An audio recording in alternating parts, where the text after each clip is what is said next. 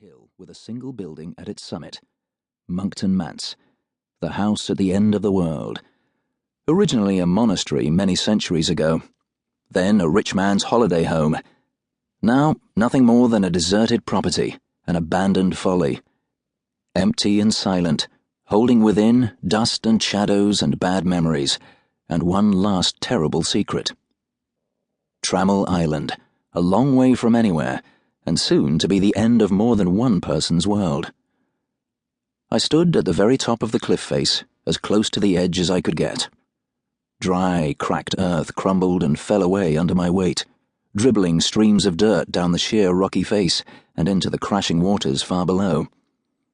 I looked down at the heavy, swelling waves as they pounded the narrow pebbled beach and broke against the outcropping rocks. Night-dark waters, cold enough to kill anyone unfortunate enough to end up in them. They threw great clouds of frothing spume into the air as the waves fell back, frustrated, from the inhospitable shore. A cold wind blew savagely in from the north, bitter enough to have come all the way from the North Pole, which wasn't that far off, truth be told. I hunched my shoulders inside my heavy padded greatcoat, thrust my gloved hands deep into my pockets, and wished I'd worn a hat like everyone suggested. I hate hats. Never found one I looked good in. I shuddered despite myself as the cold sank into my bones, and Molly Metcalf thrust an arm through mine and snuggled up against me. She was wearing a long sheepskin coat with stylishly fringed sleeves, and a bobbly woolen hat pulled down over her ears. She looked like a traveller on her way to protest against something fashionably despicable. It's hard to know what to wear when you're visiting the island at the end of the world. Molly looked down at the bleak, empty shore and the raging waters, and smiled brightly at me. "You take me to the nicest places, Eddie." "Easy on the name," I said. "As far as everyone we're going to meet here is concerned, I'm just Shaman Bond, general bad boy about town. No one we'll be meeting would be at all happy to meet a Druid." "Not many are," said Molly. "Your family might protect the world, but no one ever said the world would thank you for it, especially given some of the tactics you use. Hey, speaking of names, I looked up Trammell in the dictionary before we left London. It's an old Scottish name for a burial shroud. Very fitting." "So it is," I said. "More importantly, it also means an impediment to function, or a shackle for a horse." "Smugness is very unattractive in a man," said Molly. "Always go for the complete Oxford English Dictionary," I said. "Never settle for the lesser." "You've got a dictionary built into your armour, haven't you?" said Molly accusingly.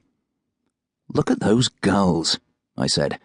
"The only birds that will come out this far pursuing the fishing boats. And even they've got more sense than to come anywhere near Trammell Island. Just black smudges on a grey sky. With the saddest cries in the world. There are those who say that seagulls cry for the sins of humanity, and that if we ever get our act together, they'll be able to stop crying." "You're in a mood," said Molly. "Don't you dare try to outgloom me. I'm the only one here entitled to indulge in deep, dark, existential brooding. This is my past we're visiting." "Never look back," I said wisely. "All you'll ever see are lost opportunities creeping up on you with bad intent." "You don't have a sentimental bone in your body, do you?" said Molly. "If I did, I'd have it surgically removed. Sentiment just gets in the way of seeing things clearly." "Sometimes. That can be a good thing." I looked at Molly, but she'd already let go my arm and turned away from the cliff edge to look steadily at the single great building at the top of the hill. Monkton Manse, an ugly building with an ugly past. Once upon a time it was a monastery, founded by a heretic offshoot of the monks of St. Columba. Long abandoned now, left to fall into ruin and decay.